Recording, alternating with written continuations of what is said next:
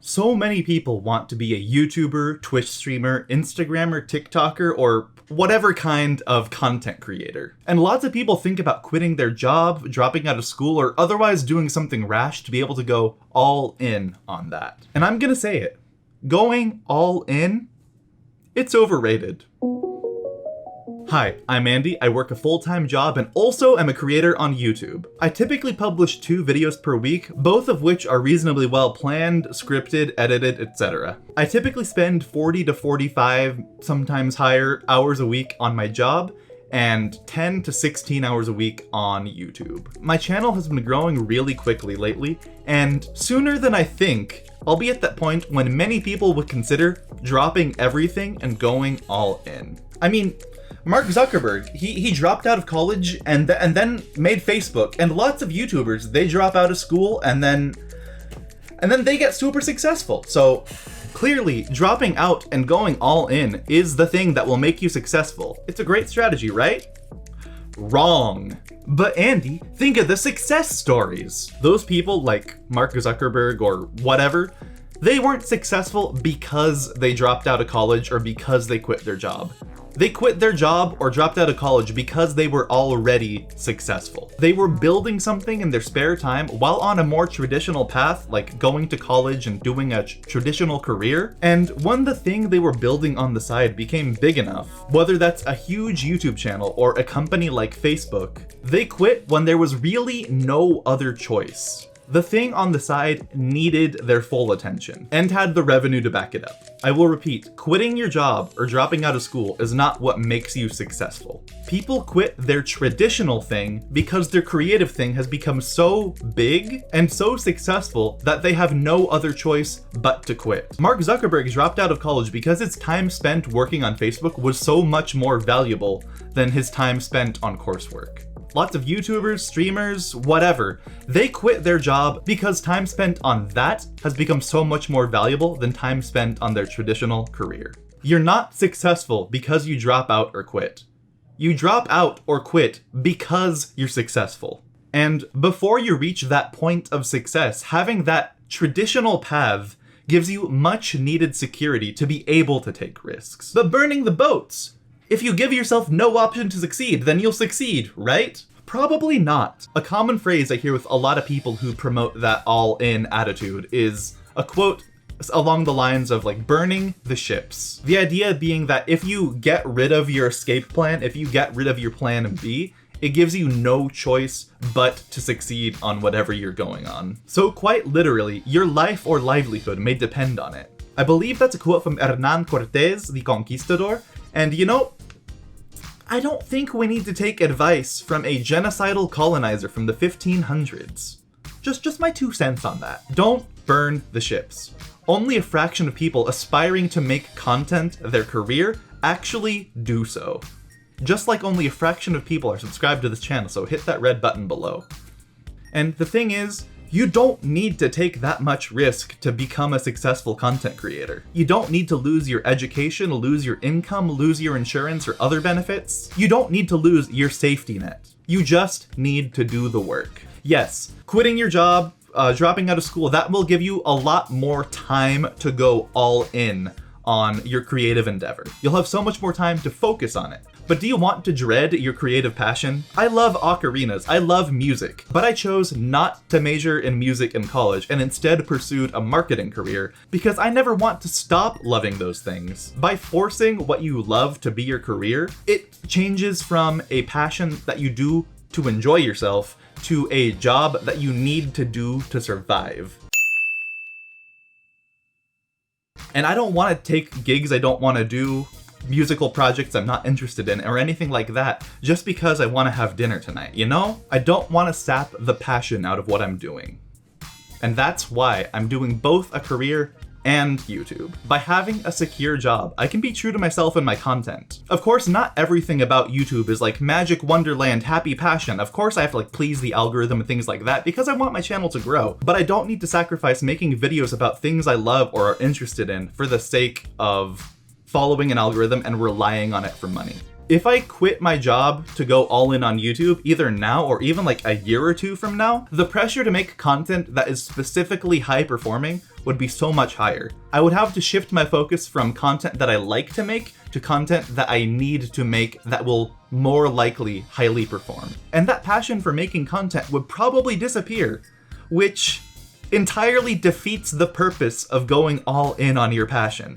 Passion or whatever aside, if you have people in your life that you need to support, then it is really selfish of you to quit your job for the sake of your passion, if you're taking away safety nets for other people.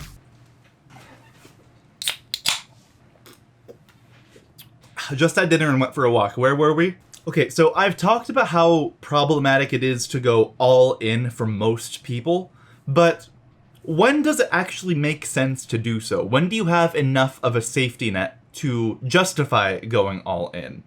Let's discuss. I am not against the idea of someone quitting their job, dropping out of school, whatever, in order to double down on a passion project or side hustle or creative endeavor. What I am against is the frankly predatory notion that you need to go all in following your passion to be successful. If you aren't making enough to support yourself part-time, switching to full-time will not fix that. Let's create a hypothetical person who has a job and also has a YouTube channel. Let's say their salary is like 60 grand a year, $60,000. And let's say to keep their quality of life and keep them on track with their savings, retirement, and whatever, they need to make, at minimum, $60,000 a year. A lot of people think, if I work 40 hours a week on my job and 20 hours a week on YouTube, if my YouTube channel or other creative endeavor is making half of my salary, then theoretically, doubling the amount of time and effort I put into my YouTube channel or other creative endeavor should double that income. And I'll theoretically be at the exact same quality of life as I was with just the job salary, right? Wrong. Before you even consider quitting a stable position to go all in on your creative endeavor, you should be making more on your YouTube channel, side hustle, whatever, than your current job. And it should have a consistent track record of doing so for 3 to 6 months at least, with steady growth. Let's do the math for this hypothetical person making 60 grand a year about when they should quit their job and go all in on YouTube. Let's say in this person's first year of being monetized on YouTube, they upload weekly and make, let's just say like a few $100, nothing crazy, maybe even $1,000 in their first year. The next year, they continue doing weekly uploads, but they have a few videos that totally go viral, they pop off, and the total income for YouTube that year is, let's say, 70 grand. If they're making 70 grand in 1 year, then that's enough to justify quitting their job, right? Once again, wrong. If only a few of those videos were able to generate that income and the rest of the videos were far lower, that's not consistency. You can't rely on that in the future, and you can't predict that you'll have the same success repeatedly. If it's only a few videos, maybe they had 1 month where they made like 65 grand, but then the following 11 other months, they probably made like a couple $100 per month. So even though the creative income is higher than the salary, it's not consistent, and you need it to be consistent before it's reliable. You can't rely on YouTube or some other creative endeavor to be your income unless it is reliable to begin with. Let's move on. Let's say in this person's third monetized year, they made 65 grand, but it was consistent monthly amount. And let's say it was steadily growing just a little bit month by month. Even though they made less than the 70 grand of the previous year, having a consistent monthly income rather than a few flukes that went viral, that's when you're theoretically safe to jump ship. However, a few more things to consider are that, 1, your YouTube money is pre-tax. If your YouTube money is equaling your paycheck post-tax, you still have to pay taxes on your YouTube money. You can't just have YouTube matching your paycheck. It needs to be higher than that. Second of all, if you're quitting your job, you're also losing all the benefits of that job, whether that's insurance, 401k matching, or other stuff. On top of that, people's careers in YouTube or other creative endeavors don't tend to be the longest. Think of who's relevant now, who was relevant 5 years ago, and who was relevant 5 years before that. There's very few people from 10 years ago on YouTube who are still relevant today. And those that are still relevant, the content that they make today does not resemble the content they made in the past, unless you're like MKBHD. With that in mind, knowing that YouTube is a very non-permanent beast, You'll probably want to make even more so that you have an emergency fund for whenever you're suddenly losing relevancy.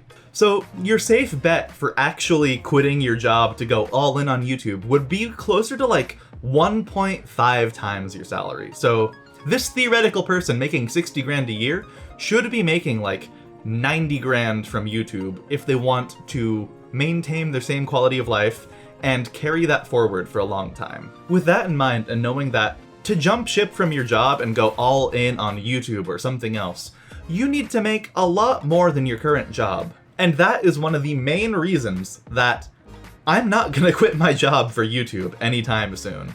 Even though week by week, I'm getting closer and closer to the point when that is like a real question that people might be asking me or that I might have myself. I just need to remember, unless it's making like 1.5 times as much as my salary, it's not a safe bet. It's not a safe move. I like having a safety net in my life. I know some people are much more friendly with risk, and when it comes to like my future, my income, whatever, I don't want to be taking risks. I want to take a safe path.